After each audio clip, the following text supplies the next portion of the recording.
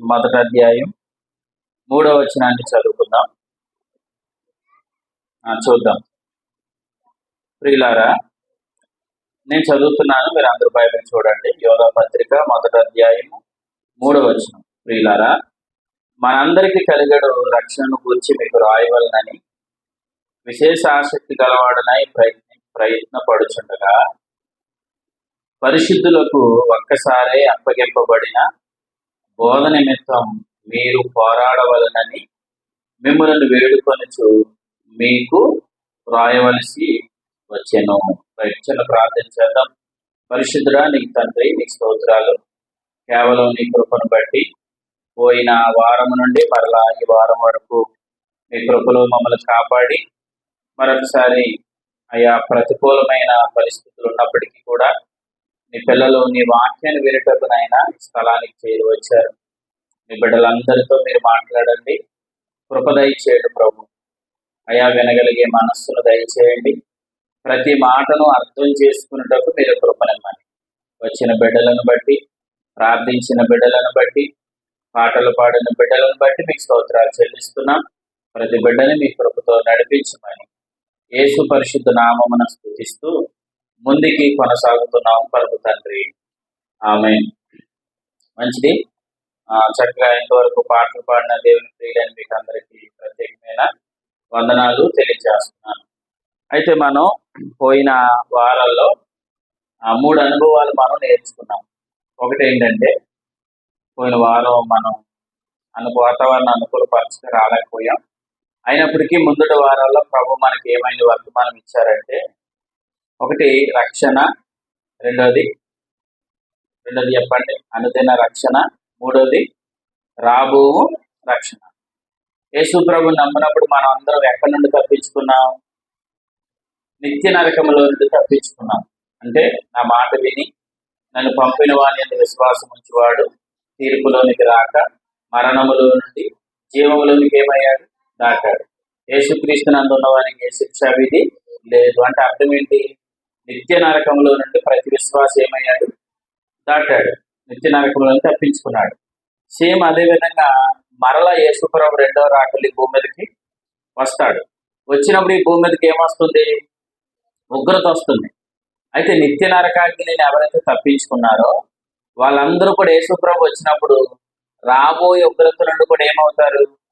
తప్పించబడతారన్న సంగతి మనం తెలుసుకున్నాం. కానీ ఈ 2 రక్షణలకి మధ్యలో ఒక రక్షణ ఉంది.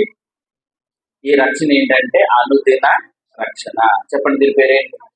అనుదిన రక్షణ. అంటే రక్షణ పొందిన వారు అందరూ ఖచ్చితంగా ఏమనుభవించాలి?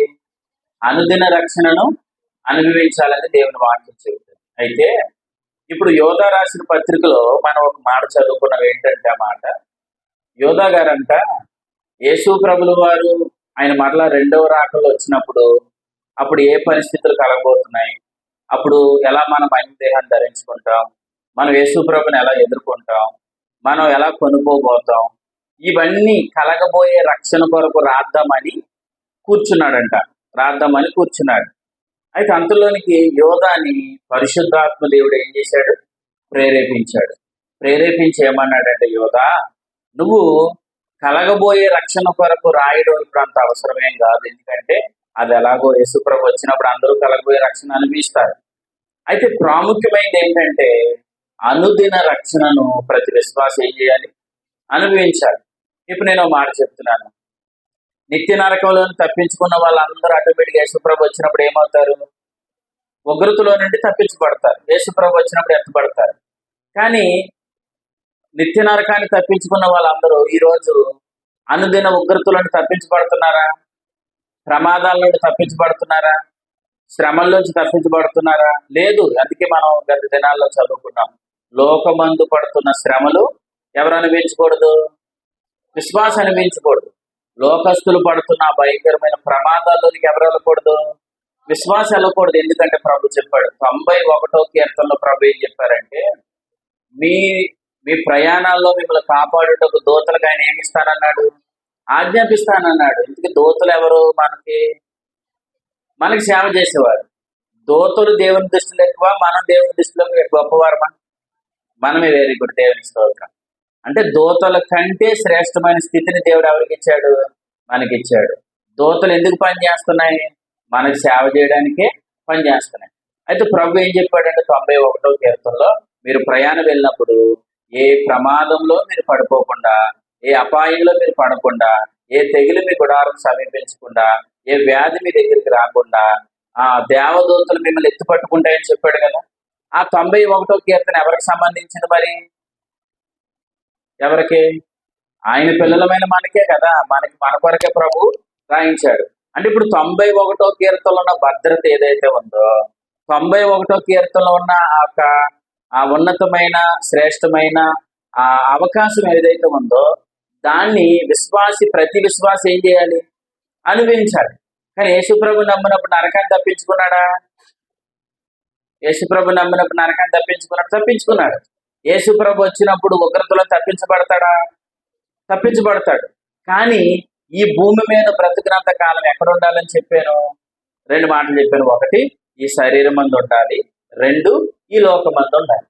ఈ లోకమందు ఏముంది? భ్రష్టత్వం ఉంది. ఈ లోకంలో పాపం ఉంది కదా. మరి ఈ శరీరంలో ఉండాలి. ఈ శరీరంలో కూడా ఏముంది? పాప నియమం ఉంది. దేవునికి స్తోత్రం. విశ్వాసి పాపములో ఉన్నాడా? పాపములో ఉన్నాడా? లేడు. కానీ పాప శరీరంలో ఉన్నాడు. అందుకే మనం జాగ్రత్తగా ఉండాలి.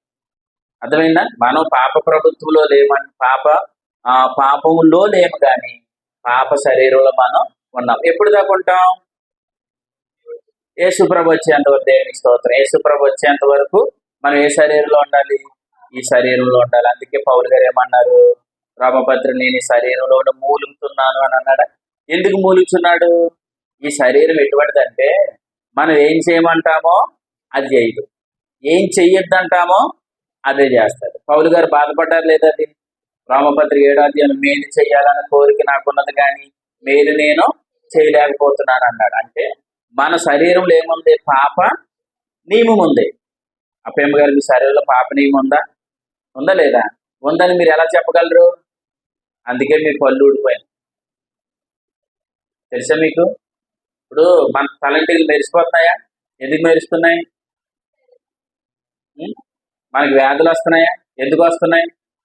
ప్రతి మనుషుడు ఎందుకు చనిపోతున్నాడు? అసలు ఈ రోగాలు ఇవన్నీ రావడానికి కారణం ఏంటంటే ఈ శరీరం పాప శరీరం. ఈ శరీరంలో పాప నియమం అనేది ఉంది. ఇప్పుడు యేసుప్రభు వచ్చినప్పుడు మొట్టమొదటిగా మనకి తెచ్చేది ఏంటి? మహిమదేహం. ఎందుకు మహిమదేహం తెస్తున్నాడు? ఇప్పుడు వరకు ఈ పాప శరీరంలో ఉన్నాం. ఈ పాప శరీరంతో మన దేవుని రాజ్యంలోకి ఏం చేయలేం? ప్రవేశించలేం. అందుకు ప్రభు వచ్చేటప్పుడు నేరుగా మొదటగా తెస్తున్నది ఏంటంటే మహిమదేహం. ఇప్పుడు ప్రభు వచ్చిన తర్వాత మనం వెంటనే ఏం ధరించుకుంటాం? మహిమదేహం ధరించుకుంటాం. యేసుప్రభు నమ్మిన వారు అందరూ మహిమదేహాన్ని ధరించుకుంటారు. అర్థమైన విశ్వాసం ఉంచి రక్షణ పొందిన వారు అందరూ మహిమదేహాన్ని ధరించుకుంటారు. అయితే ధరించుకుంటారు, కానీ ఇప్పుడు ప్రభు వచ్చిన తర్వాత ఈ పాప శరీరం పోతుంది, మహిమ శరీరం వస్తుంది. కానీ ఈ పాప శరీరంలో ఉన్నంత కాలం మనం ఎక్కడ ఉండాలి? ఈ భూమి మీద ఉండాలి. ఈ భూమి మీద ఏముంది? భ్రష్టత్వం ఉందని చెప్పాడు. లోకమంది ఏముంది? భ్రష్టత్వం ఉంది. ఇప్పుడు విశ్వాసులమైన మనము ప్రతిరోజు కూడా ఏం చేయాలి? ఈ భ్రష్టత్వం నుండి తప్పించుకొని మనం బ్రతకాలి. అంతేనా? ఇప్పుడు లోకంలో ఉన్న వారందరూ పాపం చేస్తున్నారు, కానీ మనం ఏం చేయకూడదు? పాపం చేయకూడదు. లోకంలో ఉన్న వారందరూ రకరకాల కార్యక్రమాల్లో ఉంటున్నారు, కానీ మనం ఆ కార్యక్రమాల్లో ఉండకూడదు. ఎందుకు? మనం లోకానికి ఏమై ఉన్నాం? వేరై ఉన్నాం. అందుకన్నాడు కదా, మీరు లోకమందు జ్యోతులు అని చెప్పాడు. మనం లోకానికి వేరై ఉన్నాం. లోకంలో ఉన్న వారందరూ భ్రష్టత్వంలో ఉన్నారు, మనం మాత్రం ఆ భ్రష్టత్వం నుండి ఏమవుతూ ఉండాలి? తప్పించబడుతూ ఉండాలి. ఆ భ్రష్టత్వం నుండి మన సామర్థ్యత మనం తప్పించుకోగలమా? మన వల్ల అవుతుందా? అవ్వదు. ఎందుకంటే మనం ఎంత ప్రయత్నం చేసినా మన వల్ల అవ్వదు. అంతే కదా. అంటే ఇప్పుడు ఆ భ్రష్టత్వంలో నుండి మనం ఏం చేయబడుతూ ఉండాలి? తప్పించబడుతూ ఉండాలి. ఒక మాట చెప్తున్నాను, మనం ఏ పరిస్థితిలో ఉన్నామో, ఏ ప్రాంతంలో ఉన్నామో, ఎక్కడ మనం పనిచేస్తున్నామో ఆ స్థలాల్లో మన పక్కన ఉన్న చుట్టుపక్కల ఉన్న వారందరూ కూడా పాప సహితమైన కార్యక్రమాల్లో ఉంటారు. మన వాళ్ళతో ఏకీభవించకూడదని ఎంత ప్రయత్నం చేసినా ఏదో ఒక టైంలో వారిని మనం ఏకీభవించేస్తున్నాం. అవునా కదా తమ్ముడు? వీళ్ళు మాట్లాడినట్టుగా నేను మాట్లాడకూడదు, వీళ్ళు చేసినట్టుగా నేను చేయకూడదు. ఎందుకంటే నేను ప్రత్యేకించబడిన వాడిని, నేను నాజీరు చేయబడిన వాడిని. కాబట్టి వీళ్ళు నడిచినట్టుగా నేను నడకూడదు అని అనుకుంటున్నామే కానీ ప్రతిసారి ఎక్కడ నడవకూడదు, ఏం మాట్లాడకూడదు అనుకుంటున్నామో తప్పనిసరిగా దాంట్లో మనం పడిపోతున్నాం. ఎందుకు పడిపోతున్నాం అంటే మనం ఏమనుకుంటామంటే నేను తప్పించుకోవాలి అని అనుకుంటున్నాం. వినాలి, మనం తప్పించుకోవడం కాదు, దేవుని శక్తి చేత మనం కాపాడబడాలి. అర్థమవుతుందా? ఎవరి శక్తి చేత? మన శక్తి ద్వారా మనం దీంట్లో తప్పించేసుకుందాం అని అంటే అవదు. కానీ దేవుని శక్తి చేత మనం కాపాడబడితే ప్రతి భ్రష్టత్వంలో నుండి కూడా మనం తప్పించబడతాం. దేవునికి స్తోత్రం. నిజానికి ఆ సొదొమ గొమొర్రా పట్టణం ఎలాగుంది మనకు అక్కడ తెలుసు. చిన్న పిల్లల నుంచి పెద్దల వరకు, వృద్ధుల వరకు అందరూ ఎలా ఉన్నారంట? భయంకరమైన వ్యభిచారపు తలంపుల్లో ఉన్నారు. కానీ వారి మధ్యలో ఎవరున్నారు? లోతున్నాడా లేదా? వారి మధ్య లోతున్నాడా? కానీ అందరూ జీవితాలు వేరు. చెప్పండి, లోతు జీవితం వేరు. అబ్రహాము కాలంలో కూడా అబ్రహాము ఫిలిస్తీన్ మధ్యలో బ్రతికాడు.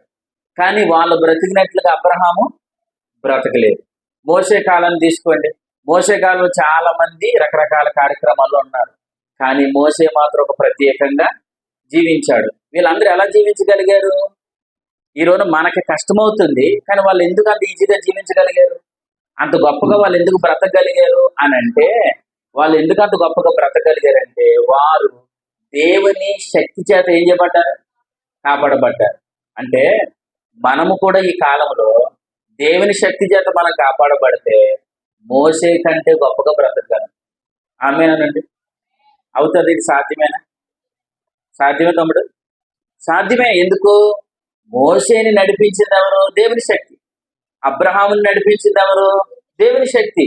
ఇప్పుడు మనలను కూడా దేవుని శక్తి చేత మనం కాపాడబడితే ఒకనాడు ఉన్నవారు కంటే కూడా మనం గొప్పగా బ్రతకగలం. ఎందుకు? ఏలియా కోసం యాకోబు పత్రికలు ఏమన్నాడు? ఏలియా కూడా మన వంటి స్వభావం గలవాడే అని అన్నాడు. అంతేగాని ఏలియాకి వేరే శరీరం, మనకి వేరే శరీరం అన్నాడా? ఏలియా అనుభవాలు వేరు, మన అనుభవాలు వేరు అని చెప్పలేదు. ఏలియా కూడా మన వంటి స్వభావం గలవాడే, కానీ ఏలియా దేవుని శక్తి చేత కాపాడబడ్డాడు. అర్థమైందండి? యోసేపుని తీసుకోండి. యోసేపు చిన్న యవన కాలంలో కూడా సుమారు ఒక 20 సంవత్సరాల లోపు ఉన్న యోసేపుని పోతిఫరు భార్య ఒక భయంకరమైన తప్పుకు నడిపిస్తున్నప్పుడు యోసేపు అక్కడి నుండి ఏమయ్యాడు? పారిపోయాడు. ఎందుకు యోసేపు అక్కడి నుంచి పారిపోయాడు? ఎలాగ జరగగలిగింది అది అని అంటే యోసేపు దేవుని శక్తిని అనిపిస్తున్నాడు. అంటే యోసేపు అయినా ఎవరినైనా మీరు తీసుకోండి, వారందరూ దేవుని శక్తి చేత నడిపించబడ్డారు కాబట్టే ఆ పాపపు కార్యక్రమాల నుండి వారు ఏం చేయబడ్డారు? తప్పించబడ్డారు. ఇప్పుడు సేమ్ మనం బ్రతుకుతున్న ఈ కాలంలో కూడా మనం ఉన్న ప్రాంతంలో అవ్వచ్చు, మనం వెళ్తున్న స్కూల్ కావచ్చు, లేదంటే మనం వ్యాపారం చేస్తున్న స్థలాలు కావచ్చు, ఈ విషయాల్లో కూడా చాలా మంది ఎలా నడుస్తున్నారు? పాప సంబంధమైన కార్యక్రమాల్లో ఉన్నారు. వారి మధ్యలో కూడా మనం గొప్పగా బ్రతకగలం. దేవునికి స్తోత్రం. అర్థమైందా? ఎప్పుడు బ్రతకగలం? మన సామర్థ్యంతో కాదు, మనం దేవుని శక్తిని ఏం చేయాలి? అనుభవించాలి. చెప్పండి, ఏం అనుభవించాలి? మనం దేవుని శక్తిని మనం అనుభవిస్తే, వినండి, మనం దేవుని శక్తిని అనుభవిస్తే ఒకనాడు యోసేపు బ్రతికినట్టుగా మనం బ్రతకగలం. ఒకనాడు అబ్రహాము బ్రతికినట్టుగా కూడా మనం బ్రతకగలం. ఎందుకు బ్రతకగలం? వారు దేవుని శక్తి చేత నడిపించబడ్డారా? మనం దేవుని శక్తి చేత నడిపించబడితే వారికి మనకి ఏ వ్యత్యాసం ఉండదు. కాబట్టి ప్రభు వాక్యం ఏం చెప్తుందంటే మనమందరం కూడా దేవుని శక్తి చేత ఏమవుతుండాలి? కాపాడబడుతూ ఉండాలి. ఇప్పుడు యోధా గారు ఏం రాద్దామని ప్రయత్నం చేశారు?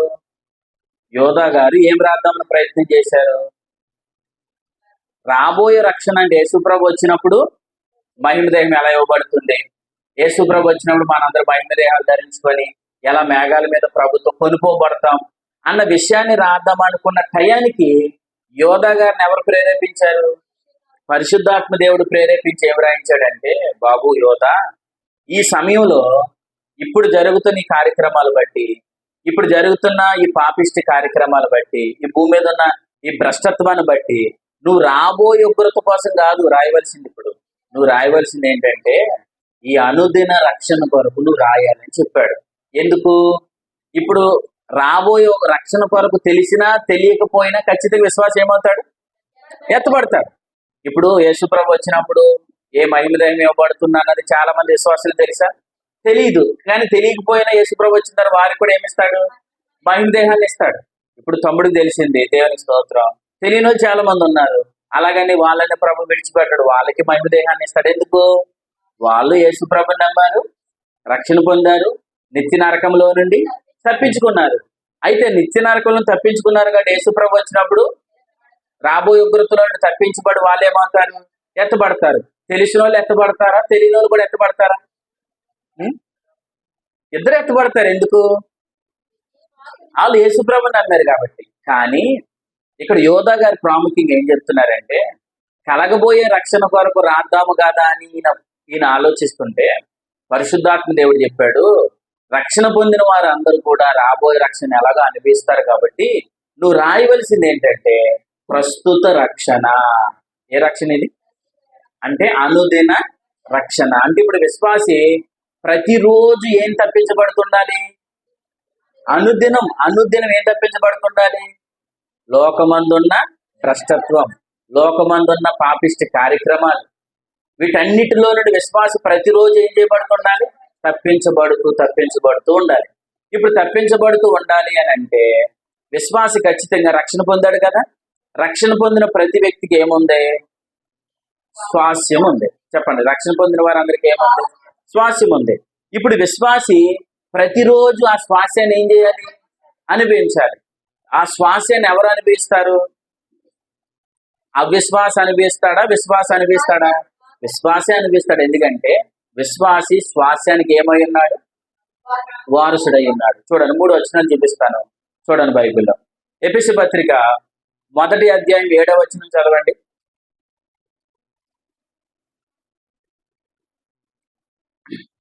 ఎందుకు ఈ విషయాన్ని అంత చెప్పానంటే, మన వారు రాని వారు ఉన్నారు కదా, వాళ్ళకి అర్థమవుతుందని మన వారు చెప్పిన విషయాన్ని కూడా జ్ఞాపకం చేశాను. ఇప్పుడు మనం ముందుకు వెళ్దాం. ఎఫెసీ పత్రిక 1వ అధ్యాయం 7వ వచనం చదవండి. దేవుని కృపా మహదైశ్వర్యమును బట్టి ఆ ప్రియుని యందు ఆయన రక్తము వలన మనకేం కలిగింది?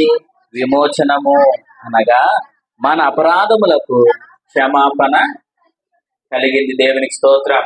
మనం యేసు ప్రభుని నమ్మినప్పుడు మనందరికి ఏం కలిగింది?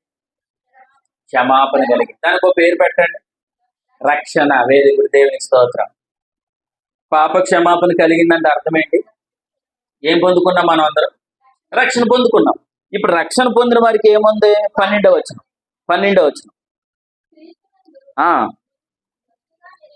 ముందుగా నిరీక్షించిన మనము తన మహిమకు కీర్తి కలగజేయవలనని దేవుడు తన చిత్త ప్రకారమైన సంకల్పమును బట్టి మనలను ముందుగా నిర్ణయించి ఆయన యందు స్వాస్యముగా అని ఉందా? దాని కింద పుట్టినోట్ల అర్థం ఏమని చూడండి. అంకేసి పుట్టినోట్లు ఏమని తమ్ముడు? కింద అర్థం ఏముంది? ఉంటారు తమ్ముడు కింద. ఇప్పుడు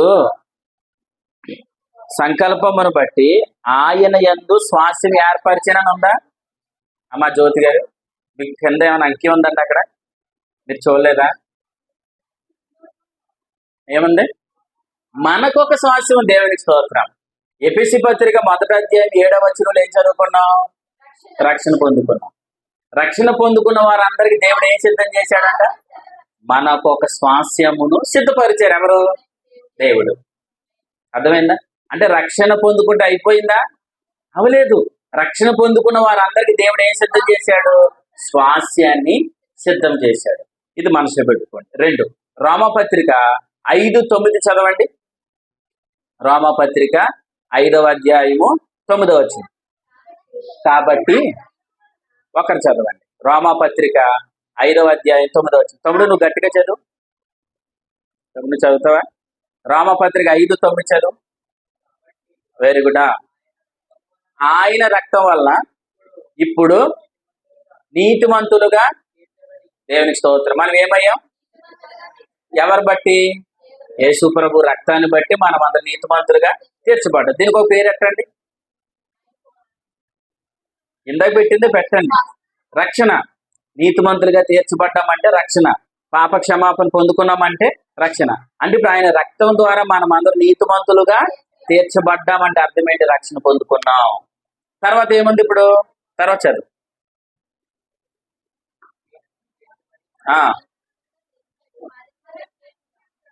మరింత నిశ్చయముగా ఆయన ద్వారా ఉగ్రత నుండి రక్షణ. దేవునికి స్తోత్రం. దీనికి ఒక పేరు పెట్టండి, స్వాస్యం. అర్థమైంది? అంటే పాప క్షమాపణ పొందుకున్నాం. ఈ అనుభవం ఏంటి? రక్షణ అనే అనుభవం. రక్షణ పొందిన తర్వాత వచ్చే అనుభవం ఏంటి? స్వాస్యం. దేవుడు మనకు ఒక స్వాస్యాన్ని ఏర్పాటు చేశాడు. నీతిమంతులుగా తీర్చబడ్డాం. ఈ అనుభవం ఏంటి? రక్షణ. ఉగ్రత నుండి తప్పించబడడం. ఉగ్రత నుండి తప్పించబడడం అంటేనే స్వాస్యం. అంటే ఇప్పుడు మనం స్వాస్యాన్ని అనుభవిస్తున్నామంటే అర్థం ఏంటి? ఉగ్రతలో నుండి తప్పించబడుతున్నాం. ఉగ్రతలో నుండి తప్పించబడుతున్నాం. ఈ ఉగ్రత ఏ ఉగ్రత? యేసుప్రభు వచ్చినాడు భూమి మీదకి వచ్చే ఉగ్రత. నిత్య నరకమా? ఈ భూమి మీద బ్రతుకుతున్నంత కాలం ఈ వ్యాధులు, సమస్యలు, ఇరుకులు, ఇబ్బందులు, రోడ్డు ప్రమాదాలు, వీటన్నిటిని తప్పించుకోవడం. మన వారం విన్న వారు కరెక్ట్గా చెప్తారు. తమ్ముడు మరలా అడిగినా మరలా చెప్తున్నా వినండి. ఇప్పుడు మనమందరూ నీతిమంతులుగా తీర్చబడ్డాం అని దానికి మీరు ఏం పేరు చెప్పారు? నీతిమంతులుగా తీర్చబడ్డాం అన్న దానికి ఏం పేరు పెట్టారు? రక్షణ. ఇప్పుడు రక్షణ పొందిన వారందరికీ ఏముంది? స్వాస్యం ఉంది. ఎక్కడ చదవం ఈ మాట? ఎపిసి పత్రికలు చదివారు. ఇప్పుడు దేవునికి స్తోత్రం. ఎపిసి పత్రికలు చదవం. అమ్మ కూర్చోండి, త్వరగా కూర్చోండి. అమ్మ మీరు వెళ్ళాలి, వినాలి, కూర్చోవాలి. అందరూ ఇలా చూడండి, చాలా జాగ్రత్త మీరు వినాలి. ఈ మాట వింటే మీకు అర్థమవుతుంది. ఇప్పుడు ఎఫెసీ పత్రిక 1వ అధ్యాయంలో మనం అందరం పాప క్షమాపణ పొందుకున్నాం. దానికి ఏం పేరు పెట్టారు మీరు? రక్షణ అని పెట్టారు. రక్షణ పొందిన వారందరికీ దేవుడే స్వాస్యాన్ని ఏం చేశాడు? ఏర్పాటు చేశాడు కదా. ఇప్పుడు రోమాపత్రిక 5:9 ఏం చదువుకున్నాం? మనం అందరం ఆయన రక్తం వల్ల నీతిమంతులుగా తీర్చబడ్డాం. దానికి ఏం పేరు పెట్టారు? రక్షణ అని పేరు పెట్టారు. ఇప్పుడు రక్షణ పొందిన తర్వాత మరింత నిశ్చయముగా ఉగ్రతలో నుండి మనం ఏమవ్వాలన్నాడు? తప్పించబడాలన్నాడు. ఇప్పుడు ఈ ఉగ్రత నుండి తప్పించబడుట అనే దానికి ఒక పేరు పెట్టండి, స్వాస్యం. అంతే కదా. ఎఫెసీ పత్రిక ప్రకారం రక్షణ, స్వాస్యం. ఇక్కడ రక్షణ, స్వాస్యం అంటే ఉగ్రతలో నుండి తప్పించబడడాన్ని ఏమంటున్నాడు? ఉగ్రతలో నుండి తప్పించబడడాన్ని ఏమంటున్నాడు? స్వాస్యం అంటున్నాడు. మీకు అర్థమైందమ్మా? మరలా చెప్తున్నాను వినండి. ఇప్పుడు ఎఫెసీ పత్రిక 1వ అధ్యాయము 7వ వచనంలో ఏం చదువుకున్నాం? మనం అందరం ఆయన కృపా మహదైశ్వర్యాన్ని బట్టి మనకి పాప క్షమాపణ కలిగింది అని అన్నాడు. అంటే మనం పాప క్షమాపణ పొందుకున్నామంటే ఆ అనుభవాన్ని ఏమంటారు? రక్షణ పొందుకున్నాం అని అన్నాడు. రక్షణ పొందామా? అయిపోయిందా? అవలేదు. ఏమన్నాడు కింద 12వ వచనంలో? మీరు అందరు రక్షణ పొందారు కాబట్టి మీకు అందరికి నేను స్వాస్యాన్ని సిద్ధం చేశాను అని అన్నాడు. అర్థమైందా? ఆ స్వాస్యాన్ని మీకు సిద్ధం చేశానని చెప్పాడు. ఇప్పుడు రోమపత్రిక 5వ అధ్యాయం 9లో ఏముంది? మనం అందరం ఆయన రక్తం వల్ల నీతిమంతులుగా తీర్చబడ్డాం. ఈ అనుభవం ఏంటి? రక్షణ. ఇప్పుడు ఉగ్రతలో నుండి ఏమవ్వాలి? మనం తప్పించబడాలి. దీన్ని ఏమందాం? స్వాస్యం. అంతేనా? స్వాస్యం అంటే అర్థం ఏంటి? ఉగ్రతలో నుండి తప్పించబడడం. ఇప్పుడు అడుగుతున్నాను వినండి. ఎందుకు ఇక్కడ చెప్పిన ఉగ్రత ఈ స్వాస్యం అనే ఉగ్రత నిత్య నరకమా? ఉగ్రత అన్నాడు కదా, నిత్య నరకమా? 2, యేసు ప్రభు వచ్చినప్పుడు భూమి మీదకి ఉగ్రత వస్తుంది కదా, ఆ ఉగ్రత. 3, ఈ భూమి మీద ఈ శరీరంలో ఈ లోకంలో ఉన్నంత కాలం ఈ లోకంలో ఉన్న భ్రష్టత్వాన్ని, ప్రమాదాలను, వ్యాధులను, సమస్యలను, ఈ యాక్సిడెంట్లను వీటన్నిటిని తప్పించుకునే ఉగ్రత. ఏ ఉగ్రత అంటారు? లోకంలో బ్రతుకుతున్నంత కాలం ఈ ప్రమాదాలను తప్పించుకుంటూ జీవించే జీవితానికి ఏం పేరు పెట్టాడు? స్వాస్యమని పేరు. దేవునికి స్తోత్రం. అంటే ఇప్పుడు యేసుప్రభు నమ్మిన వారందరూ నిత్య నరకాన్ని ఏం చేసుకున్నారు? తప్పించుకున్నారు. యేసుప్రభు నమ్మిన వారందరూ యేసుప్రభు భూమి మీదకి వచ్చినప్పుడు ఉగ్రతల నుండి ఏమవుతారు? తప్పించబడతారు. కానీ ప్రాముఖ్యమైనది ఏంటంటే ఈ భూమి మీద ప్రతి విశ్వాసం ఏమనుభవించాలి? స్వాస్యం అనిపించాలి. స్వాస్యాన్ని అనుభవిస్తే ఇప్పుడు ఈ విశ్వాసి ప్రతిరోజు ఉగ్రతలో నుండి ఏమవుతాడు? తప్పించబడతాడు. ఉగ్రతలో నుండి తప్పించబడడం అంటే వ్యాధులను తప్పించుకుంటాడు, సమస్యలను తప్పించుకుంటాడు, లోకంలో జరుగుతున్న భయంకరమైన యాక్సిడెంట్ నుంచి తప్పించుకుంటాడు. నేను ఒక మాట అంటాను, ఈరోజు యేసు ప్రభు నమ్మిన వారు కూడా భయంకరమైన వ్యాధుల గుండా ఎందుకు వెళ్తున్నారు? యేసు ప్రభు నమ్మిన వారు కూడా ఈ భయంకరమైన యాక్సిడెంట్లు ఎందుకు పాలవుతున్నారు? యేసు ప్రభు నమ్మిన వారు కూడా లోకంలో అనుభవిస్తున్న వ్యాధులు ఈరోజు సంఘంలో ఉన్న వారు ఎందుకు అనుభవిస్తున్నారు? కారణం ఏంటి? స్వాస్యం అనుభవించడం లేదు. నిత్య నరకం తప్పించుకున్నారా? దేవునికి స్తోత్రం. యేసు ప్రభు వచ్చిన ఉగ్రతను తప్పించుకుంటారా? దేవునికి స్తోత్రం. కానీ చెప్పండి, స్వాస్యాన్ని ఏం చేయడం లేదు? అనుభవించడం లేదు. అంటే వీళ్ళు దేన్ని అత్తుకోలేకపోతున్నారు? శ్వాసని అత్తుకోలేకపోతున్నారు. మరి ఇప్పుడు శ్వాసం అత్తుకోవడం అనేది ప్రాముఖ్యమైనదా కాదా? మనం ప్రతిరోజు ఉగ్రతలను తప్పించుకోవాలి లేదా? ఇప్పుడు లోకంలో ఉన్న వారి ఆలోచన మన ఆలోచన వేరుగుండా లేదా? వారు ప్రమాదాల్లో వెళ్ళిపోయి మనం ప్రమాదాలు గుండా వెళ్తే మరి నా కుమారులకి ఏ రాయి తగలకుండా దూతలు నియమించానన్న మాట తప్పవుతుందో రైట్ అవుతుందా? తప్పు అయిపోద్ది. ఎందుకు? ఆయన ఏమన్నాడు? నీకు ఏ అపాయం సంభవించకుండా నా దూతలు నీకు ముందుగా కావలిగా పంపిస్తానన్నాడు. ఇంత భద్రత ఇచ్చాడు మనకి. 91వ కీర్తనలో భద్రత అంతా ఎవరికే? మనకే. ఆ భద్రతను అంతా ఎవరు అనుభవించాలి? మనం అనిపించాలి. నీ గుడారానికి ఏ తెగులు రాదన్నాడు, ఏ వ్యాధి నిన్ను సంభవించదన్నాడు, ఏ అపాయం నీ మీదకి రాదన్నాడు. ఈ 91వ కీర్తనలో ఉన్న భద్రత అంతా ఏంటంటే స్వాస్యం. దాన్ని మనం ఏం చేయాలి? అనుభవించాలి. అనుభవించాలంటే చాలా మంది దాన్ని ఏం చేయడం లేదు? అనుభవించడం లేదు. ఎందుకు అనుభవించడం లేదు? అది చెప్పాడు యోధా గారు. ఎందుకు అనిపించడం లేదు అని అంటే, ఎందుకు అనిపించడం లేదంటే, ఇప్పుడు యోధా గారు ఏం రాద్దాం అనుకున్నారు? రాబోయే ఉగ్రత రాద్దామని అనుకున్నారు. ఇప్పుడు యోధాకి దేవుడు ఏం చెప్పాడు? రాబోయే ఉగ్రత కోసం కాదు, అసలు ఇప్పుడు ప్రస్తుతం ఉగ్రత కొరకు రాయమని చెప్పాడు. రాబో రక్షణ కొరకు కాదు, ఇప్పటి రక్షణ కొరకు రాయమని చెప్పాడు. అక్కడ ఒక మాట అన్నాడు. ఏమన్నాడు? పరిశుద్ధులకు అప్పగించబడిన బోధ నిమిత్తం నువ్వేం చేయాలి? పరిశుద్ధులకు అప్పగించబడిన బోధ నిమిత్తం ఏం చేయమన్నాడు తమ్ముడు? పోరాడమన్నాడు. ఎందుకు పోరాడాలి? అసలు మనం వింటున్న బోధ అది సరైనది అయితే ఆ బోధ నేను ఎక్కడికి నడిపిస్తుంది? శ్వాసంలోకి నడిపిస్తుంది. అంటే ఈరోజు శ్వాసంలోనికి వెళ్ళలేకపోతున్నారు అని అంటే, ఉగ్రత నుండి తప్పించబడలేకపోతున్నారంటే అది పరిశుద్ధులకు అప్పగించబడిన బోధ కాదు. అందుకే దేవుడు చెప్పాడు. ఏమన్నాడంటే, యోధా నువ్వు ప్రస్తుత రక్షణ కొరకు రాయి, రాబోయే రక్షణ కొరకు కాదు, ప్రస్తుత రక్షణ కొరకు రాయి. ఎందుకంటే చాలా మంది ఏం కోల్పోతున్నారు? విశ్వాసులు ప్రస్తుత రక్షణనే కోల్పోతున్నారు, స్వాస్యాన్ని కోల్పోతున్నారు. అందుకేనండి మీరు చాలాసార్లు గమనించండి, యేసుప్రభు నమ్ముకున్న పిల్లలు ఎవరైనా భయంకరమైన వ్యాధి వచ్చి చనిపోతే మిమ్మల్ని ఎవరైనా వచ్చి మాట్లాడిగారు ఏమని? ఏమంటే వాళ్ళు యేసుప్రభు నమ్ముకున్నారు కదా, మరి వాళ్ళకి ఎందుకు వ్యాధి వచ్చిందంటే మీరు ఏమంటారు? ఏమని తప్పించుకుంటారో తెలుసా? ఎవరైనా ఎప్పటికైనా చచ్చిపోవాలి కదండి అని అంటారు. ఏమంటారు? అంటే మన దగ్గర ఏమి లేదు, సమాధానం లేదు. అర్థమైందా? ఎవరైనా భయంకరమైన యాక్సిడెంట్ జరగని ఏమంటాం మనం? అండ్ మీకు దేవదూతలు కావాలిగా ఉంటాయి కదా, మీకు ఎందుకు ప్రమాదం జరిగిందంటే దాన్ని మనం ఇతను శ్వాసాన్ని అనిపించలేదండి, ఇతను అనుదిన రక్షణ పొందడం లేదని అని చెప్పం. మనం ఏమంటాం?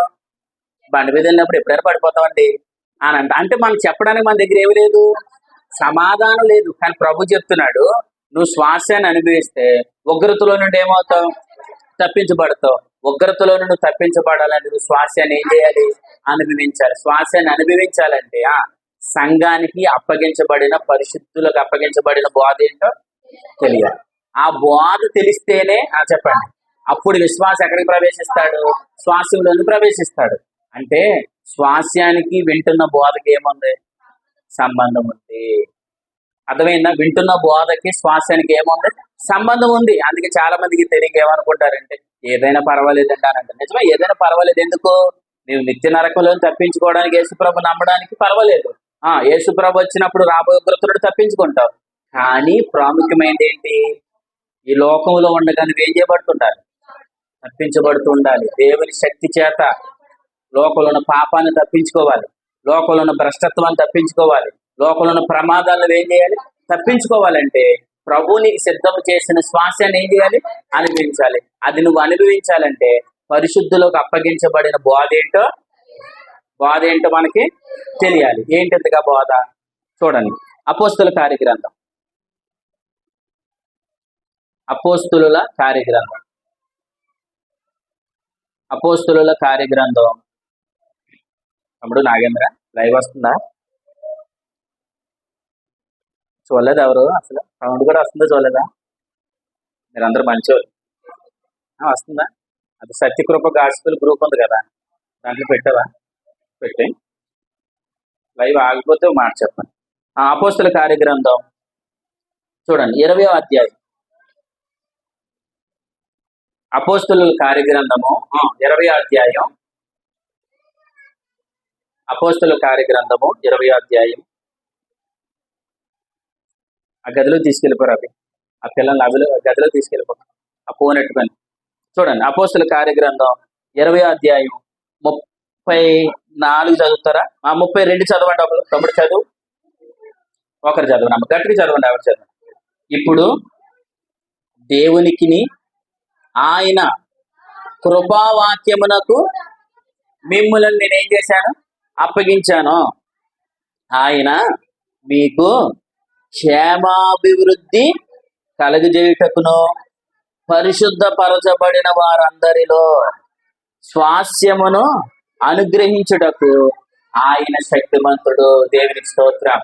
ఇక్కడ ఒక మాట చెప్తున్నాను చూడండి. క్షేమాభివృద్ధి పొందడాన్ని ఏమన్నాడు చెప్పండి అక్కడ?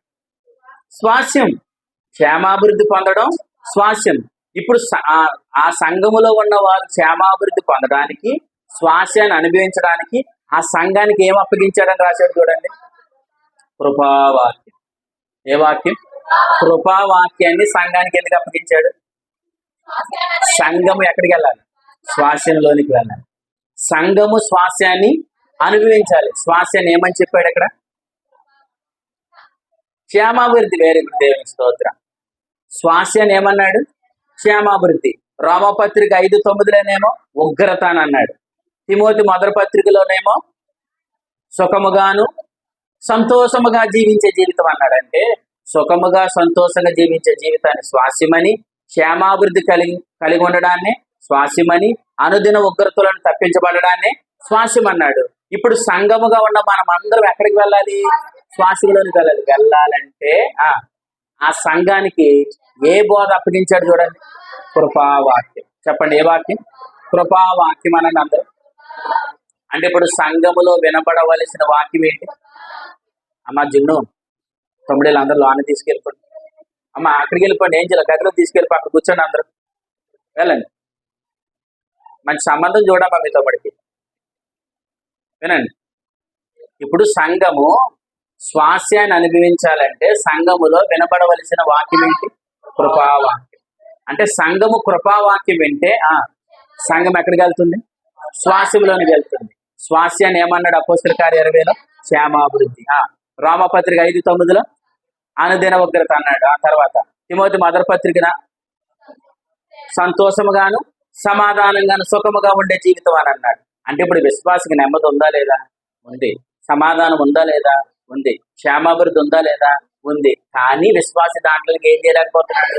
ప్రవేశించలేకపోతున్నాడు. ఎందుకు? అతను ఉగ్రతలోనే ఉన్నాడు. ఎందుకు ఉగ్రతలో ఉన్నాడు? అతను వినేది సరైనది కాదు కాబట్టి. అంటే పరిశుద్ధులకు అప్పగించబడిన బోధ, ఆ బోధ వల్ల ఏమవుతుంది? విశ్వాసం ఎక్కడికి వెళ్తాడు? స్వాస్యములోనికి వెళ్తాడు. అంటే వాక్యం ఏమై ఉండాలని చెప్పాడు? కృపా వాక్యం. ఇదే మాట పౌలు గారు ఏమన్నారు చూద్దాం చూడండి. రోమపత్రిక 10వ అధ్యాయం.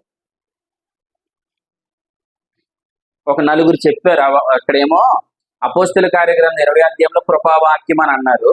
అయితే రోమపత్రిక 10లో ఏమన్నారు చూడండి. రోమపత్రిక 10వ అధ్యాయం 8 చూడండి. అదేమనగా అదేమని చెప్పుచున్నది?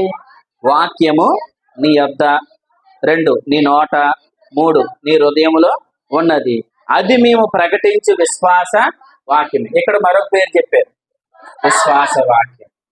అపోస్తల కార్యం 20వ అధ్యాయంలో కృపావాక్యం, రోమపత్రిక 10వ అధ్యాయంలో విశ్వాస వాక్యం అని అన్నారు. ఇంకొక మాట కూడా చూద్దాం చూడండి. పేతురు గారు రాసిన మొదటి పత్రిక 1వ అధ్యాయం చివరి వచనం చివరి లైన్ చూడండి. మీకు ప్రకటింపబడిన సువార్త ఈ వాక్యమే. అంటే సువార్త వాక్యం, కృపావాక్యం, తర్వాత విశ్వాస వాక్యం, తర్వాత సువార్త వాక్యం. దీన్ని ఏమన్నాడంటే సువార్త సత్యం అని కూడా అని అంటారు. దీని యాకోబత్రిలో అన్నాడు, స్వాతంత్రం ఇచ్చి సంపూర్ణ నియమం. స్వాతంత్రం ఇచ్చి సంపూర్ణ నియమం అన్నాడు. అంటే ఇప్పుడు సంఘములో ఏం బోధించబడాలి? పురుషులందరూ పేరు చెప్పండి, సంఘములు ఏం బోధించబడాలి? కృపావాక్యం. స్త్రీలు చెప్పండి, సంఘములు ఏం బోధించాలి? విశ్వాస వాక్యం. తర్వాత ఇంకో పేరు చెప్పారు, పురుషులు సంఘములు ఏం బోధించాలి? సువార్త వాక్యం. రైట్. స్త్రీలు సంఘములు ఏం బోధించాలి? స్వాతంత్రం ఇచ్చు సంపూర్ణ నియమం సంఘములో బోధించాలి. ఎందుకు బోధించాలి? సంఘము చెప్పండి స్వాస్యములోనికి వెళ్ళాలంటే సంఘానికి బోధించవలసింది విశ్వాస వాక్యం. ఏంటి ఇంతకీ విశ్వాస వాక్యం అంటే ఏంటి? విశ్వాస వాక్యం అంటే ఏంటి? విశ్వాస వాక్యం అంటే ఏంటని అడిగాను. మీరు ఏమనాలి? మీరు ఇంకా చెప్పలేదు కదన్నా నాన్న. సంఘం ఎక్కడికి వెళ్ళాలి? స్వాస్యంలోనికి వెళ్ళాలి. సంఘం స్వాస్యానికి వెళ్ళాలంటే సంఘంలో ఏ వాక్యం ఉండాలి? విశ్వాస వాక్యం, కృపా వాక్యం ఉండాలి. ఇంతకీ ఏంటి విశ్వాస వాక్యం అంటే ఏంటి? విశ్వాస వాక్యం అంటే ఏంటంటే మీరు రక్షణ ఎలా పొందారు? విశ్వాసం ద్వారా. అంటే ఏం విన్నారు? సువార్త విన్నారు. సువార్తను విన్నాం. ఆ విన్న తర్వాత ఏం చేసాం?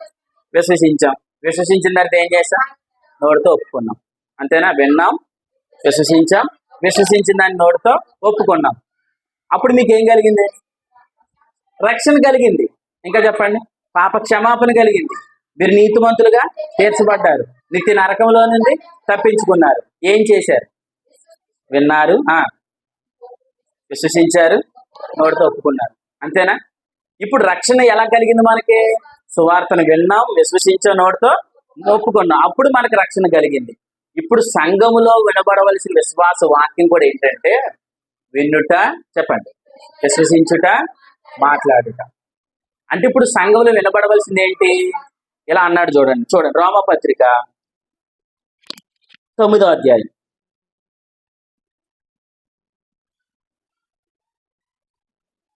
రోమపత్రిక 9వ అధ్యాయం 9వ వచనం చూడండి. అది ఏ వాక్యం అమ్మ? అది వాగ్దాన రూపకమైన వాక్యం. విశ్వాస వాక్యం అంటే ఏంటి? వాగ్దాన రూపమైన వాక్యం. నేను ఇప్పుడు ఇక్కడ ఉండో ఏమన్నానంటే, మీరు రేపటి నుంచి ఇదిగో అమ్మా వినండి, ఇది చెయ్యండి, ఇది చెయ్యండి, ఇలా ఉండండి, ఇలా ఉండకండి అని నేను చెప్పాను. చెప్తే ఇప్పుడు మీరు ఏం ప్రయత్నం చేస్తారు? ఏమని ప్రయత్నం చేస్తారు? ఏం చెప్పారో చేయకూడదని, ఎలా ఉండకూడదు అన్నారో అలా ఉండకూడదని మీరు ఏం చేస్తారు? ప్రయత్నం చేస్తారు. అలా ప్రయత్నం చేస్తే మీకు రక్షణ కలిగిందా? మీ ప్రయత్నం వల్ల కలిగిందా? ప్రభు చేసిన దాన్ని బట్టి కలిగిందా మీకు రక్షణ? అంతేనా? ఇప్పుడు శిలువ దగ్గరికి వెళ్ళి ఏమన్నా యేసుప్రభు దగ్గరికి వచ్చి, ప్రభు నేను పాపిని, నా పాపాలు నేను కడుక్కోలేను, నా పాపాలు క్షమించు అని అనగానే ప్రభు ఏం చేశాడు? సరే కొంత కష్టపడి అన్నాడా? అనలేదు. అన్నీ ఏమన్నాడు? సరే నువ్వు పాపినని ఒప్పుకుంటున్నావు కాబట్టి మన పాపాలు కడిగి మనకేమిచ్చాడు? ఆయన రక్షణ ఇచ్చాడు. లోకాసు వార్త 18వ అధ్యాయంలో ఒక ధనవంతుడైన యవనస్తుడు వచ్చేమన్నాడు? లోకాసు వార్త 18వ అధ్యాయంలో ధనవంతుడైన యవనస్తుడు వచ్చి ఏమన్నాడంటే, ప్రభా నేను పరలోకం వెళ్ళడానికి, నేను రక్షణ పొందడానికి నన్ను ఏం చేయమంటావు చెప్పాను అన్నాడు. అప్పుడు అన్ని యేసుప్రభుల వారు ఏమన్నారు? సరే నేనేం చెయ్యాలో అని అడిగావు కాబట్టి సరే 10 ఆజ్ఞలు పాటించని చెప్పాడు. అంతేనా? 10 ఆజ్ఞలు పాటించమనగానే ఆ వ్యక్తి ఆనందంతో వెళ్ళాడా, బాధపడుతూ వెళ్ళాడా? ఎందుకు వెళ్ళాడు? చేయలేడు కాబట్టి. కానీ లోకాసు వార్త 19వ అధ్యాయంలో ఒక ధనవంతుడు వచ్చాడు. ఎవరైనా? జక్కయ్య. ఆయన ఎలాగొచ్చాడు యేసుప్రభు దగ్గరికి? నేనేం చెయ్యాలో అడిగిదామని రాలేదు, ఏసెవరో చూడాలని వచ్చాడు. అంటే ఆయన చేసిన దాన్ని నమ్మాడు. ఎవరో? జక్కయ్య. ఆయన ఎవరో చూడాలి విశ్వాసంతో వచ్చాడు. కానీ ఈ లోకాసు వార్త 18వ అధ్యాయంలో ఉన్న వ్యక్తి ఏమో నేనేం చెయ్యాలని వచ్చాడు. నేనేం చెయ్యాలని వచ్చిన వ్యక్తి ఏమో 18వ అధ్యాయం, ఆయన ఎవరో చూడాలని విశ్వాసంతో వచ్చిన వ్యక్తి ఏమో 19వ అధ్యాయం. వీళ్ళిద్దరిలో రక్షణ పొందింది ఎవరు? జక్కయ్య. ఎందుకు? విశ్వాసంతో వచ్చాడు కాబట్టి. ఇతనేమయ్యాడు? లోకాసు వార్త 18లో ఉన్న వ్యక్తి నేనేదో చెయ్యాలని అనుకున్నాడు. ధర్మశాస్త్రం చేయడం ప్రయత్నం చేశాడు. ప్రయత్నం చేస్తే అవుతుందా? అవదా? అసలు పాటించలా అమ్మా?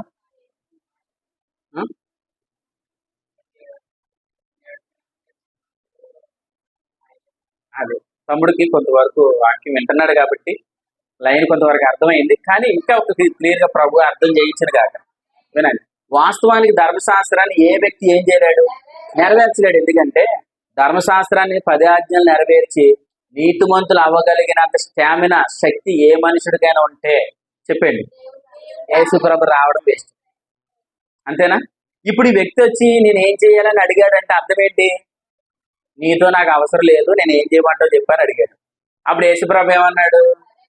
సరే చేతనన్నా కూడా చేయమన్నాడు. ఎన్ని ఆజ్ఞలు తప్పిపోయాడు? 10 ఆజ్ఞల 10 ఆజ్ఞలు. మొట్టమొదటి ఆజ్ఞ ఏంటి? మొట్టమొదటి ఆజ్ఞ వేరొక దేవుడు ఉండకూడదని. ఇంతకి ఇతను హృదయంలో ఉన్న దేవుడు ఎవరు? ధనం. ఇతను హృదయంలో ఉన్న దేవుడు ఎవరు? ధనం.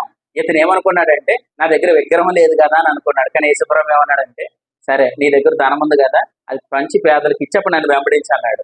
అప్పుడు ఇతనికి ఆల్రెడీ ఇతని హృదయంలో ఎవరు ఉన్నారు? డబ్బు అనేది ధనం ఉండిపోయింది. ప్రభు చెప్పాడు సిరికి దాసుడికి, సిరికి దేవునికి ఏం కాలేరు, దాసులుగా ఉండలేరు. ఉంటే దేవుడికైనా ఉంటావు, లేదంటే సిరికైనా ఉంటావు. ఇప్పుడు ఇతను దేనికి దాసుడయ్యాడు? సిరికి దాసుడయ్యాడు.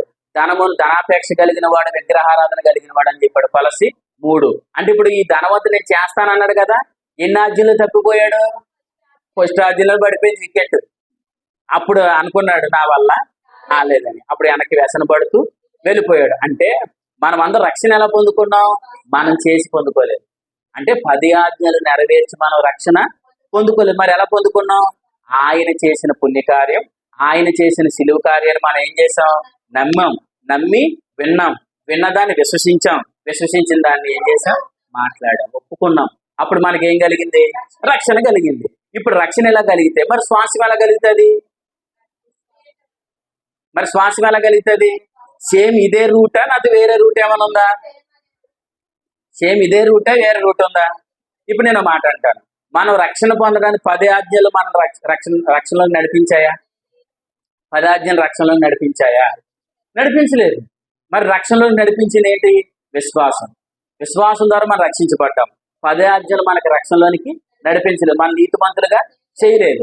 కానీ ఈరోజు చాలా మంది సంఘాల్లో మరలా విశ్వాసం అనే దాన్ని సంఘంలో తీసుకొని రాకుండా ఇప్పుడు ఏం బోధిస్తున్నారంటే సంఘంలో ధర్మశాస్త్రాన్ని బోధిస్తున్నారు. ధర్మశాస్త్రాన్ని బోధించడం అంటే ఎలాగనుకుంటున్నారు? రక్షణ పొందడానికి ఏమమ్మా మనం చేసేదాన్ని బట్టి అవదు, యేసుప్రభుని నమ్మండి, ఆయన ద్వారానే మీరు ఏమవుతారు? నీతిమంతులు అవుతారు, రక్షణ పొందుతారని చెప్పి ఇప్పుడు సంఘంలోనికి వచ్చిన తర్వాత సంఘంలో మనందరికి ఏముంది? స్వాస్థ్యం ఉంది కదా, క్షేమాభివృద్ధి ఉంది కదా, దాన్ని మనం అనుభవించడానికి ఇప్పుడు చాలా మంది ఏమంటున్నారు? రక్షణకేమో ఆయన చేసిన కార్యం చెప్పండి. ఇప్పుడు మనం జీవించాలంటే, పాపం చేయకుండా జీవించాలంటే, పరిశుద్ధంగా జీవించాలంటే, వ్యభిచారం చేయకుండా జీవించాలంటే, స్వాస్థ్యాన్ని అనుభవించాలంటే, క్షేమాభివృద్ధి పొందాలంటే ఇదిగో నువ్వు ఈ 10 ఆజ్ఞలు చేయాలి. అర్థమవుతుందా? రక్షణకేమో విశ్వాసం, కొనసాగింపుకేమో 10 ఆజ్ఞలు. ఇలాగుందా బైబిల్ ఎక్కడైనా? విశ్వాసమునకు కర్త, కొనసాగించేవాడు ఆయనేనుందా, వేరే వ్యక్తి అనుందా? విశ్వాసానికి కర్త యేసు, దాన్ని కొనసాగించేవాడు కూడా ఆయనే. నిన్ను పాపంలో ఎవరు విడిపించారో చెప్పండి. పాపం చేయకుండా కూడా నేను ఆయనే కాపాడతాను. అర్థమైందా? ఇప్పుడు బాగా అర్థమని చెప్తాను. ఐగుప్తులోంచి ఏ దేవుడైతే వాళ్ళని నడిపించాడో చెప్పండి, శ్వాసంలోను కూడా నడిపిస్తారు. ఇక్కడ వీళ్ళు కూడా బోల్త కొట్టారమన్నారు అని చెప్పాను. వీళ్ళు ఎందుకు బోల్త కొట్టారు? రక్షణ ఏమో ఆయన ద్వారా బయటకు వచ్చారు. ఇప్పుడు స్వాస్థ్యానికి ఎవరి ద్వారా వెళ్ళాలనుకున్నారు? వాళ్ళు మేము చేసి 10 ఆజ్ఞలు నెరవేర్చి ఎక్కడికి వెళ్ళాలనుకున్నారు? స్వాస్థ్యంలోనికి వెళ్ళాలనుకున్నారు. అప్పుడు ఏమయ్యారు? అరణ్యములో నేల రాలిపోయారు. అరణ్యములో ఏమయ్యారు? ఎందుకు నేల రాలిపోయారు? వారు ఏదో చేసి దాంట్లో ప్రవేశించాలనుకున్నారు. అంటే వీళ్ళు నరకం తప్పించుకున్నారా? తప్పించుకున్నారు. కానీ ఏం తప్పించుకోలేకపోయారు? ఉగ్రతను తప్పించుకోలేకపోయారు. అంటే ఏం పొందలేదు వీళ్ళు? స్వాస్థ్యాన్ని పొందలేదు. ఈ రోజు కూడా చాలా మంది చేస్తున్న తప్పు ఏంటి అనుకుంటున్నారు? విశ్వాసం ద్వారా రక్షించబడ్డారు, విశ్వాసం ద్వారా నీతిమంతులు అయ్యారు. ఇప్పుడు 10 ఆజ్ఞల ద్వారా నేనేం చేయాలన్న ప్రయత్నంలోనికి వెళ్ళి స్వాస్థ్యాన్ని అనుభవించకుండా ఏమైపోతున్నారు? నేల రాలిపోతున్నారు. అంటే అర్థం ఏంటి? చనిపోతున్నారు. ప్రమాదాల గుండా, ఇరుకులు గుండా, వ్యాధులు గుండా, సమస్యలు గుండా వెళ్తున్నారు. వాస్తవానికి రక్షణ ఎలా కలిగిందో చెప్పండి, స్వాస్థ్యము కూడా అలాగే కలుగుతుంది. చూడండి కొలస్సీ పత్రిక, ఆ మాట ఉందో లేదో చూడండి. కొలస్సీ పత్రిక కొలస్సీ పత్రిక 1వ అధ్యాయం. కొలస్సీ పత్రిక 2వ అధ్యాయం 6లో ఉంటుంది చూడండి అన్నమాట. అమ్మ గట్టిగా చదవండి ఒకరు. కావున మీరు ప్రభువైన యేసుక్రీస్తును అంగీకరించిన వేరొక విధముగా అన్నాడా? అంగీకరించిన విధముగా ఆయన యందు మీరేమండి? వేరుపారండి. దేవునికి స్తోత్రం. అంటే అంగీకరించడానికి ఒకటి, వేరుపారడానికి ఒకటి కాదు. అర్థమైందా? రక్షణ పొందడానికి ఒకటి, చెప్పండి, స్వాస్యం పొందడానికి ఒకటి కాదు. అర్థమైందా? రక్షణ ఎలా పొందుకున్నాం? ఆయన చేసిన దాన్ని విన్నాం, విశ్వసించాం, విశ్వాసం ద్వారా రక్షణ పొందుకున్నాం. ఇప్పుడు స్వాస్యంలోని కూడా ఎలా వెళ్తాం? ఆయన ఏమై ఉన్నాడో మనం వినాలి, విన్న తర్వాత విశ్వసించాలి, విశ్వసించిన దాన్ని ఏం చేయాలి? మాట్లాడాలి. మాట్లాడితే మన స్వాస్యంలోనికి వెళ్తాం. ఇప్పుడు మీరు ఏమనుకుంటారు? మాట్లాడితే వెళ్ళిపోతాం ఏంటండి? ఏమంటారు? మాట్లాడితే వెళ్ళిపోతామా స్వాస్యంలోనికి అని అంటే, నువ్వు మాట్లాడడం వల్లే నీకు రక్షణ కలిగింది. ఆ సంగతి నీకు తెలియదు. అర్థమైందా? మాట్లాడడానికి ముందు ఏం చేసాం? విశ్వసించాం. విశ్వసించడానికి ముందు ఏం చేసాం? విన్నాం. ఎవరు చేసిన దాన్ని విన్నాం? ప్రభు చేసిన దాన్ని విన్నాం, నమ్మాం, నమ్మిన దాన్ని ఒప్పుకున్నాం. అప్పుడు ప్రభు ఏం చేశాడు? మన పాపాలన్నింటినీ కడిగి మనకు రక్షణ ఇచ్చాడు. ఇప్పుడు ప్రభు ఏమంటున్నాడు? అదే విధంగా నువ్వు వేరుపారు. అదే విధంగా వేరుపారడం అంటే అర్థం ఏంటి? ఇప్పుడు నువ్వు వినవలసిన వర్తమానం నువ్వేం చెయ్యాలో కాదు, ఆయన ఏం చేశాడో వినాలి. అర్థమైందా? ఇప్పుడు ఆయన ఏం చేశాడో వినడం వల్ల ఏం కలుగుతుంది? మనకి విశ్వాసం కలుగుతుంది. విశ్వాసం కలిగినప్పుడు మనం ఏం చేయాలి? మాట్లాడతాం. అప్పుడు మాట్లాడితే ఎక్కడికి వెళ్తాం? వెరీ గుడ్, దేవునికి స్తోత్రం. స్వాస్యంలోనికి ప్రవేశిస్తాం. అంటే ఇప్పుడు ధర్మశాస్త్రం వల్ల ఏం చేయలేదు? ధర్మశాస్త్రం వల్ల ఏం చేయలేదు? నీతిమంతులుగా చేయలేదు, మనకు రక్షణ ఇవ్వలేదు. ఒకవేళ రక్షణ ధర్మశాస్త్రం వల్ల వస్తే స్వాస్యం కూడా దేని వల్ల రావచ్చు? కానీ ధర్మశాస్త్రం వల్ల ఏం కలగలేదు? రక్షణ కలగలేదు. కాబట్టి స్వాస్యం ధర్మశాస్త్రం వల్ల కలగదు. చూడండి, గలతీ పత్రిక, మీరు ఈ వచనాలన్నీ రాసుకొని మరలా ఇంటికి వెళ్ళినప్పుడు మీరు ఒకసారి ధ్యానం చేస్తే మీకు ఖచ్చితంగా అర్థం అవుతుంది. గలతీ పత్రిక 21వ వచనం, 3వ అధ్యాయం 21వ వచనం. ధర్మశాస్త్రం దేవుని వాగ్దానములకు విరోధమైందా? అట్లా అని రాదు.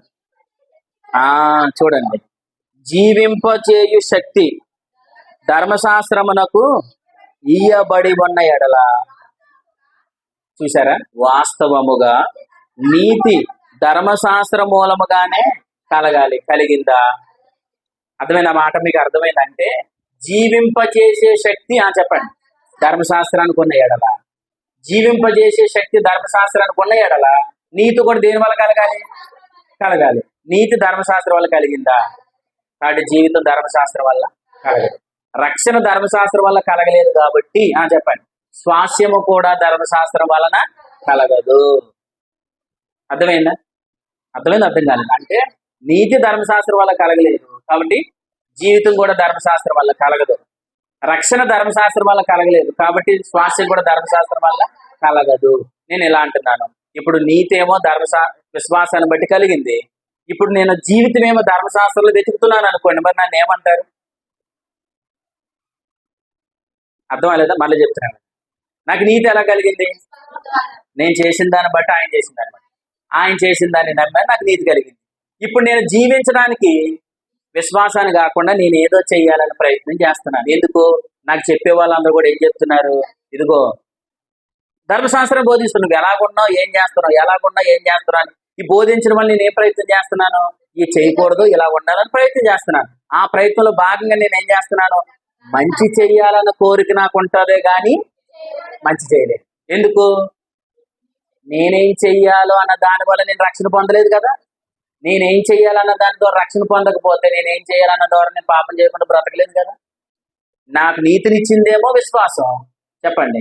నాకు జీవితాన్ని ఇచ్చేది కూడా విశ్వాసమే. నాకు రక్షణ ఇచ్చింది విశ్వాసం, చెప్పండి. శ్వాసంలో నడిపించేది కూడా విశ్వాసమే. ఇప్పుడు వినండి, ఇప్పుడు నేను విశ్వాసం ద్వారా నీతిమంతుడు అయ్యాను. ఇప్పుడు నేను ఏం ప్రయత్నం చేస్తున్నానంటే, నేను నీతిగా బ్రతకాలి. ఎలా బ్రతకాలి? నీతిగా బ్రతకాలి, పరిశుద్ధంగా బ్రతకాలి, ఏ పాపం చేయకూడదు, నేను అద్భుత కార్యాలు చూడాలి, సుఖంగా బ్రతకాలి, నెమ్మదిగా బ్రతకాలి, ఆనందంగా బ్రతకాలని ఇప్పుడు నేను ఏ ప్రయత్నం చేస్తున్నానంటే నేనేదో చెయ్యాలని ప్రయత్నంలోకి వెళ్ళాను. ఇది ఏ ప్రయత్నం ఇది? దేని బట్టి? ధర్మశాస్త్రాన్ని బట్టి ప్రయత్నం చేస్తున్నాను. వాస్తవానికి నాకు నీతి ఎలా కలిగింది? విశ్వాసాన్ని బట్టి కలిగింది. విశ్వాసాన్ని బట్టి నీతి కలిగితే ఇప్పుడు నేను దేని బట్టి జీవిస్తున్నాను? అది శరీరంతో నెరవేర్చే ధర్మశాస్త్రాన్ని బట్టి జీవిస్తున్నాను. ఇలా జీవించే వాడిని బైబిల్ ఏమందో తెలుసా? ఓ అవివేకి అని అంది. ఏమంది? ఓ అవివేకి. చూడండి, ఇదే గల్తీ పత్రిక 3వ అధ్యాయం మొదటి వచనం. 3వ అధ్యాయం మొదటి వచనం. ఓ అవివేకులైనా, ఇంతకీ ఏంటండి? ఏమంటున్నాడు అని? ఓ అవివేకులైన గలతీయులారా. వీళ్ళు ఏం చేశారు? అంతకే 3వ వచనం చదవండి. 3వ వచనం. అమ్మా, మీరెంత అవివేకులైతురా అని చెప్తున్నాడు. మొదట ఆత్మానుసారముగా ఆరంభించి ఇప్పుడు శరీరానుసారముగా పరిపూర్ణులు అవ్వాలనుకుంటున్నారా? ముందు ఎలా నీతిమంతులు అయ్యారు మీరు? ఆత్మను బట్టి, అంటే విశ్వాసాన్ని బట్టి ఏమయ్యారు? నీతిమంతులు అయ్యారు. ఇప్పుడు పాపం చేయకుండా బ్రతకడానికి దేని జోలికి వెళ్తున్నారు?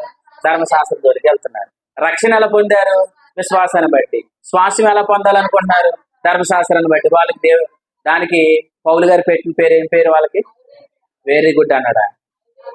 భాగ్యవంతులు అన్నాడా? లేదు. ఓ అవివేకులారా మిమ్మల్ని ఎవరు కలవరపెట్టిన? గలతీ 1:6 అంటాడు, మిమ్మల్ని ఎవరు కలవరపెట్టిన. అంటే ఈరోజు చాలా మంది ఏం చేస్తున్నారు? చెప్పండి, ఏం చేస్తున్నారు? కలవరం. ఏంటా కలవరం? నువ్వేదో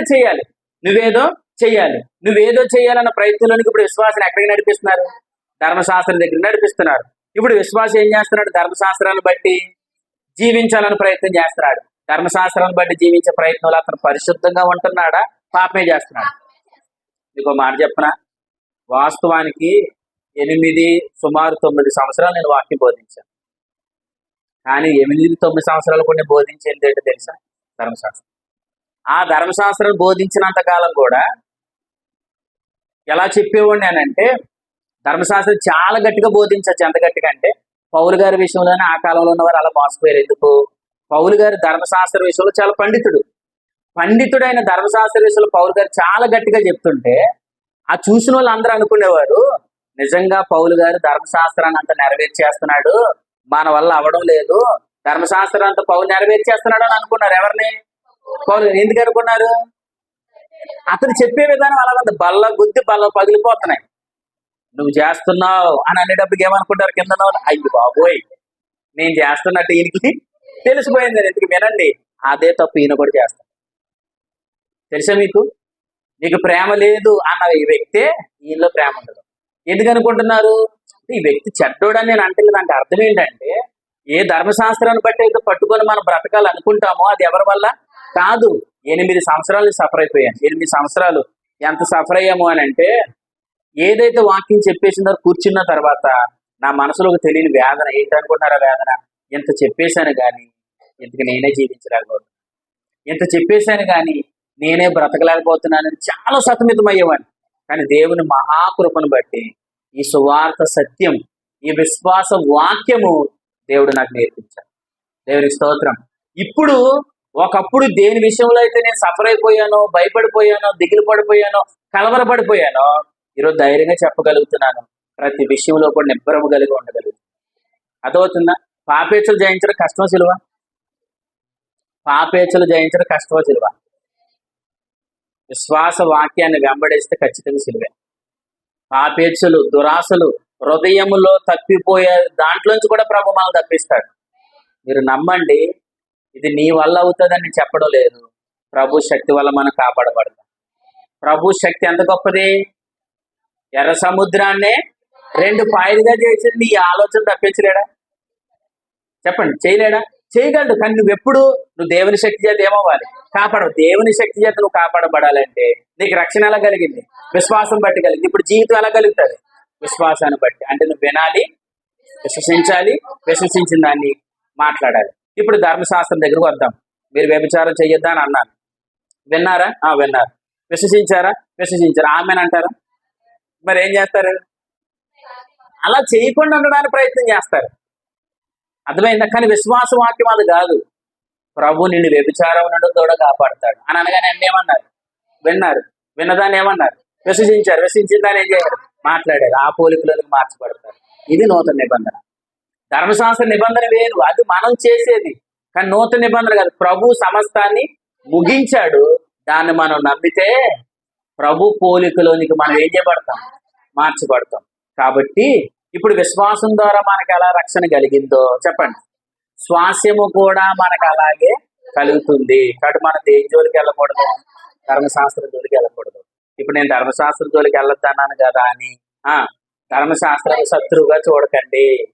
ధర్మశాస్త్రం శత్రువు కాదు. ధర్మశాస్త్రం మంచిదా చెడ్డదా? మంచిదా? కాబట్టి మంచిదా కాదా? నువ్వు స్టేటస్ ఎట్టో చూసావా? ఒకసారి ఎట్టావా? దాంట్లో ఇది ఉంటుంది. ఏంటంటే ధర్మశాస్త్రం పరిశుద్ధమైనది, నీతి గలది, ఉత్తమమైనది, జ్ఞాన సత్య స్వరూపమైనది. గొప్పదే ధర్మశాస్త్రం. కానీ లోపం అంటే ఎవరిలో ఉంది? మరి ధర్మశాస్త్రంలో అంటారు మన శరీరంలో ఉంది. ఈ శరీరంలో ఏ నియమం ఉంది? పాప నియమం ఉంది. పాప నియమం ఉన్న ఈ శరీరంతో ధర్మశాస్త్రాన్ని ఏం చేయలేం? నెరవేర్చు. ఓ మాట చెప్పనా? ఇప్పుడు మన విశ్వాసాన్ని బట్టి రక్షించబడ్డామా?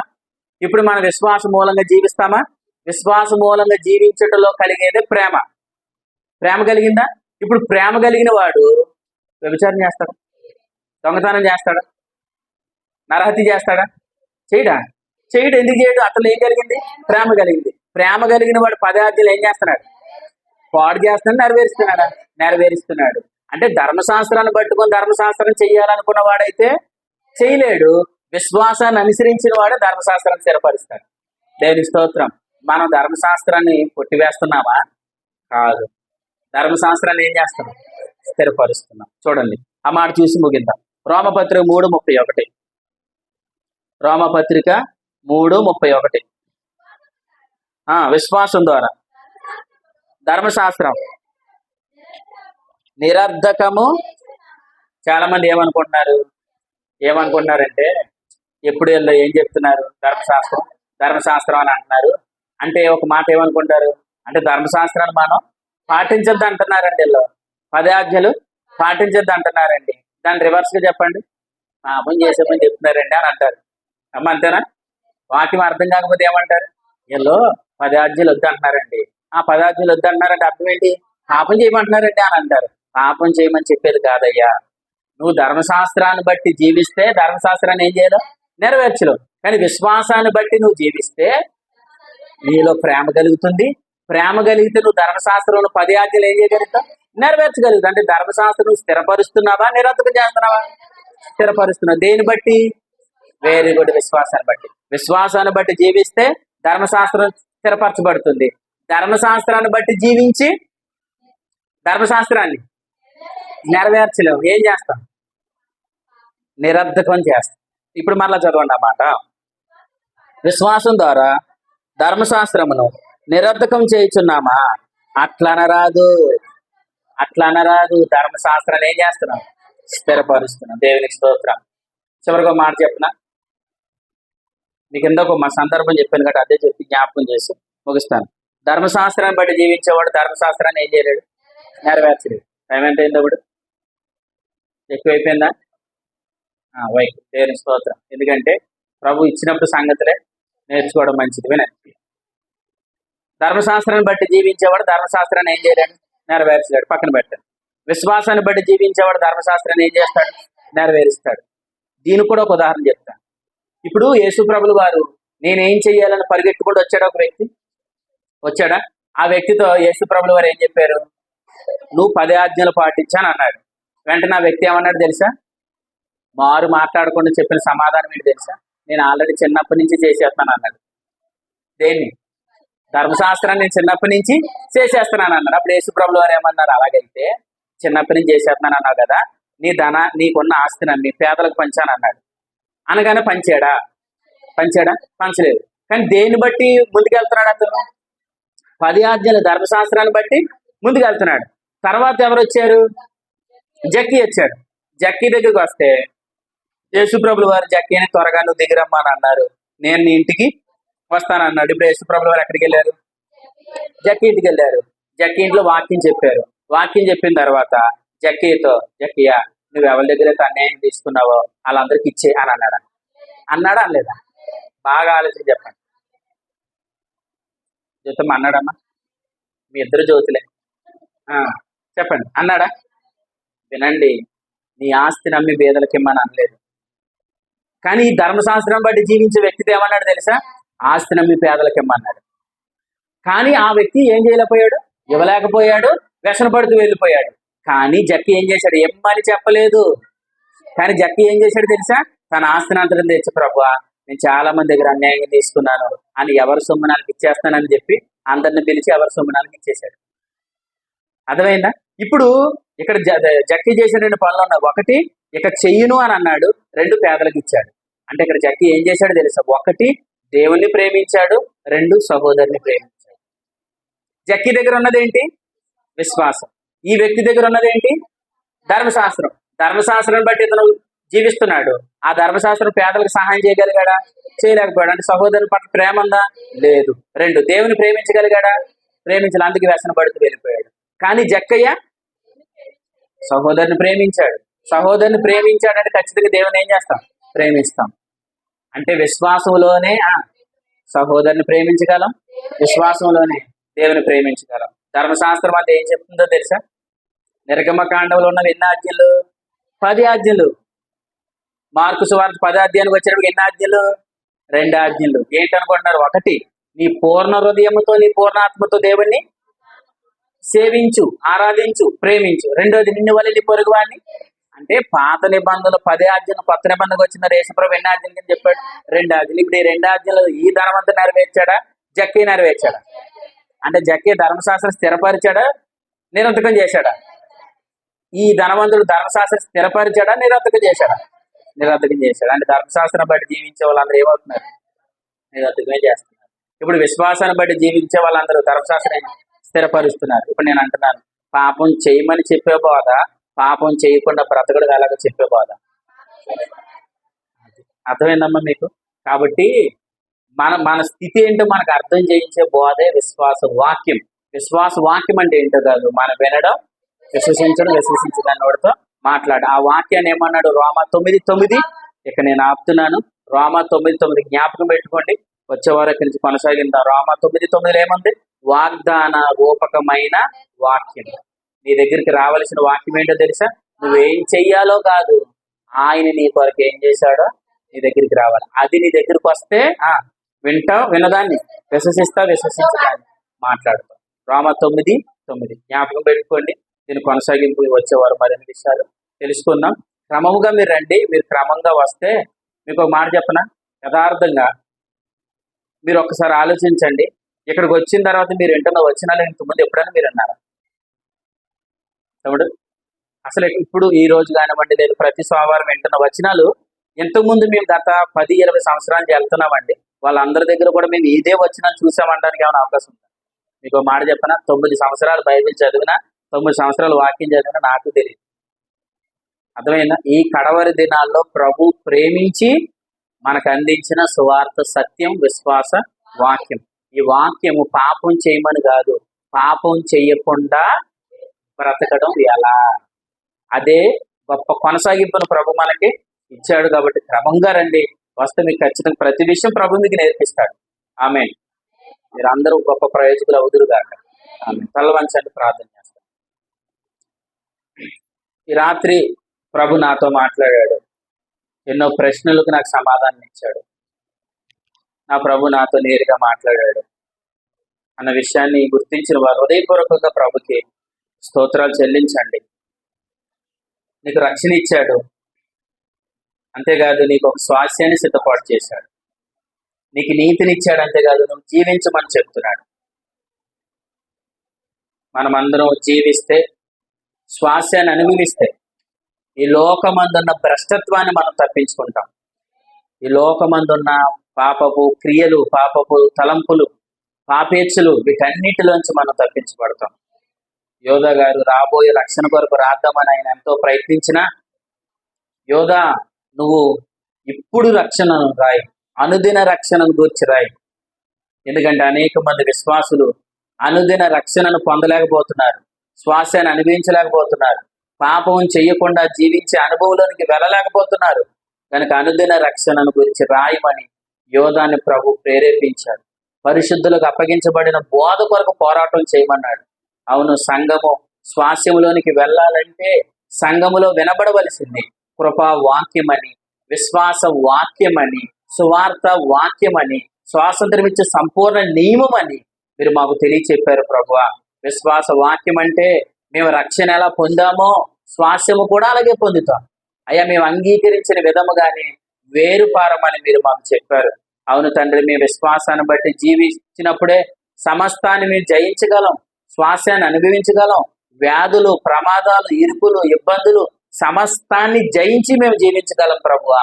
లేదు నాయన, మేము విశ్వాసాన్ని బట్టి మేము జీవించక ధర్మశాస్త్రాన్ని బట్టి మేము జీవిస్తే అవివేకులైపోతాం. అవివేకులుగా మేము జీవిస్తాం. లోకమందున్న భ్రష్టత్వాన్ని మేము తప్పించుకోలేమని మీరు మాకు తెలియచెప్పారు ప్రభువా. విశ్వాసాన్ని బట్టి జీవించడం అంటే ధర్మశాస్త్రాన్ని నిరర్థకం చేయడం కాదని, ధర్మశాస్త్రాన్ని స్థిరపరచడం అని మీరు మాకు ఎన్నో విషయాలు తెలియజేశారు. నీ మాటల్ని బిడ్డలు విన్నారయ్యా.